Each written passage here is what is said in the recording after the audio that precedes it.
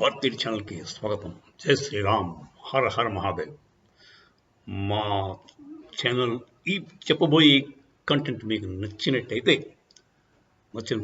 చూసిన తర్వాత లైక్ చేయండి, షేర్ చేయండి. అలాగే మీరు ఇప్పటిదాకా మా ఛానల్ సబ్స్క్రైబ్ చేసుకోకుండా ఉండుంటే సబ్స్క్రైబ్ చేసుకోండి. బెల్ ఐకాన్ నొక్కడం మర్చిపోకండి. టాపిక్ ఏంటంటే Anthony Blinken, American secretary of state. ఆయన ఒక విచిత్రమైన కామెంట్లు చేశాడండి. ఇండియన్ రిలీజియస్ ఫ్రీడమ్ గురించి, ఇండియాలో అంటుంది మైనారిటీస్ మీద దాడులు అయిపోతున్నాయి, వాళ్ళ ప్రార్థనా స్థానాలు కూల్చివేస్తున్నారు, తర్వాత వాళ్ళకి ఫ్రీడమే లేదు, వాళ్ళ ఇళ్ళు కూల్చేస్తున్నారు, తర్వాత ఏమో యూనిఫామ్ సివిల్ కోడ్ తెచ్చేస్తున్నారు. అది తెస్తే వన్ స్టెప్ బిఫోర్ హిందూ రాష్ట్ర డిక్లరేషన్ అంట. ఆడికి ఏంటంటే ప్రాబ్లము, మనం హిందూ రాష్ట్రం చేసుకుంటే తప్ప, అసలు మనం విభజన జరిగిందే మతపరంగా. ఒక ముక్క పాకిస్తాన్ అనేది వాళ్ళు ఇస్లామిక్ కంట్రీ కింద డిక్లేర్ చేసుకున్నారు. మనం హిందూ రాష్ట్రం డిక్లేర్ చేసుకోవడం తప్ప ఆనాడే చేయాల్సింది. చేతకాని నపుంసకులు పాలకులు అవడం వల్ల ఆ రోజు అలా అయిపోయింది. ఇప్పుడు ఎందుకు చేయకూడదు? హిందూ రాష్ట్రం డిక్లేర్ చేసి నాన్ హిందూస్కి ఉండొచ్చు హ్యాపీగా, కానీ ఓటింగ్ రైట్స్ ఇవ్వము అని చెప్పి కరాఖండిగా ఉండడం మంచిదని నా ఉద్దేశం. సరే, అది జరిగితే చాలా మంచిదండి, లేకపోతే మన హిందువులకే రక్షణ ఉండదు అని నా ఉద్దేశం. సరే, ఇప్పుడు అది కాదు. బేసిక్గా యాంథనీ బ్లింకన్ గారు చెప్పిన విషయం, వాడు ఏంటి యూనిఫామ్ సివిల్ కోడ్ మరి అమెరికాలో లేదా? అమెరికాలో సాయిబులకి వేరే సివిల్ కోడ్ ఉందా? మరి వాళ్ళకు ఒకది, మనకు ఒక నీత.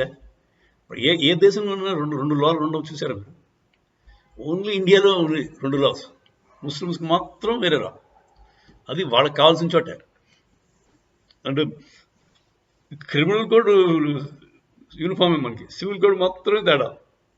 యూనిఫామ్ సివిల్ కోడ్ కాకుండా నాన్ యూనిఫామ్ క్రిమినల్ కోడ్ కూడా తీసుకొస్తే బాగుంటుంది.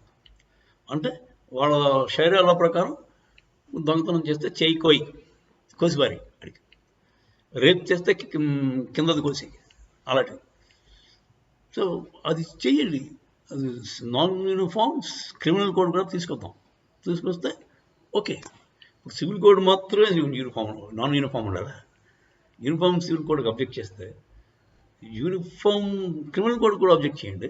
క్రిమినల్ కోడ్ కూడా వాళ్ళ శరీరాల్లో తీసుకుందాం, వాళ్ళకు మాత్రమే. ఒక సాయిబు దొంగతనం చేస్తే వాడు చేయి నరికో, అలా ఉండాలి. సో అది మరి ఒప్పుకోరు. మరి ఎంత డబుల్ స్టాండర్డ్స్ అండి అమెరికా వాడికి. ఏ ప్రపంచంలో మొత్తాన్ని ఏ వెస్టర్న్ కంట్రీలో సివిల్ కోడ్ 2-3 ఉన్నాయి. రిలీజియన్ ప్రకారం సివిల్ కోడ్ మారుతుంది అక్కడ. ఇంగ్లాండ్లో ముస్లిమ్స్కి ఒక లా, క్రిస్టియన్స్కి ఒక లా ఉందా?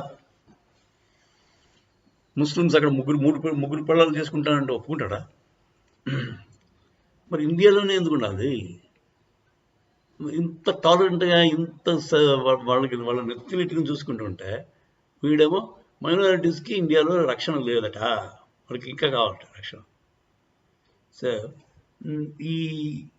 అది మన వాళ్ళు ఖండించారు. ఇంకా జయశంకర్ గారు రంగంలోకి దిగలేదు. ఆయన కానీ దిగితే వేరే లెక్కలో ఉంటుంది. ఆయన ఎలా చెప్పాలో అలా చెప్తారు ఆయన, వీళ్ళకి బుద్ధి. ఆల్రెడీ మన ఎక్స్టర్నల్ అఫేర్స్ మినిస్ట్రీ వాళ్ళు కొంతమంది చెప్పారు, బాబు మీ దగ్గర మా కంట్రీ నుంచి వెళ్ళిన స్టూడెంట్స్ని రేషియల్ డిస్క్రిమినేషన్ కింద చంపేస్తున్నారా, దానికి మాట ఏంటి, నువ్వు అసలు ఏం పట్టించుకోవేంటి? తర్వాత ఏమో నువ్వు టెర్రరిస్టులకి అవుట్ అండ్ అవుట్ సపోర్ట్ ఇస్తున్నావు, ఖలిస్తానీ వాళ్ళకి, పాకిస్తాన్కి నీకు తేడా ఏంట్రా అని ఓపెన్గా అడిగాడండి మన వాళ్ళు. చాలా ధైర్యంగా మాట్లాడుతున్నారు ఇప్పుడు మన Indian external affairs people. They are not shy of anybody. వాళ్ళు ఎక్కడ జంకట్లేదు. సో ఇప్పటికైనా సిగ్గు తెచ్చుకుని మారుతారని ఆశిద్దాం. కానీ మారదు, కుక్క తోకలాగా వంకర, అది మారదు.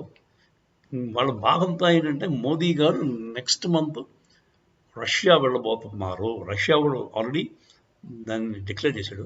కాకపోతే మన వాళ్ళు ఇంకా డేట్స్ డిక్లేర్ చేయలేదు మోదీ గారు. కాకపోతే ముందు మోదీ గారు వెళ్ళే ముందు జయశంకర్ వెళ్తాడు. వెళ్ళి ఏం డిస్కస్ చేయాలి అని కూడా మాట్లాడుకుంటాడు. సో అది బాధ, అమెరికా బాధ వల్ల మోదీ గారు రష్యాతో క్లోజ్ అయిపోతున్నారని వాడి బాధ అంతా అదే. అందుకని ఇలాంటి పోచుకోళ్ళు స్టేట్మెంట్లు ఇస్తున్నాడు. దానికి మన వాళ్ళు ఆల్రెడీ చెప్పారు, మీరు మా ఎలక్షన్స్లో ఇంటర్ఫేర్ అవ్వడానికి ఇలాంటి మాట్లాడుతున్నారు, మాకు వచ్చే రాబోయే యూపీ ఎలక్షన్స్ అవి ఉన్నాయి కదా, అసెంబ్లీ ఎలక్షన్స్, దాంట్లో మీరు వేలెట్టడానికే ఇలాంటి రిలీజియస్ ఫ్రీడమ్ లేదు అన్న మాటలన్నీ కూడా దాని గురించే మాట్లాడుతున్నారని చెప్పి అది కూడా చెప్పాడు. సో మన వాళ్ళు చాలా క్లియర్గా ఖండించారు. ఖండించే అవసరం కూడా ఉంది. వాళ్ళ డబుల్ స్టాండర్డ్స్ని కంప్లీట్గా ఎక్స్పోజ్ చేసేసారు మన వాళ్ళు. చూద్దాం ఏం జరుగుతుందో. మోదీ గారి రష్యా ట్రిప్ వెళ్ళొచ్చాక ఇంకా తీవ్రంగా ఉండొచ్చు వీళ్ళ అటాక్ మన మీద. చూద్దాం ఏం జరుగుతుంది. చేసినాం హర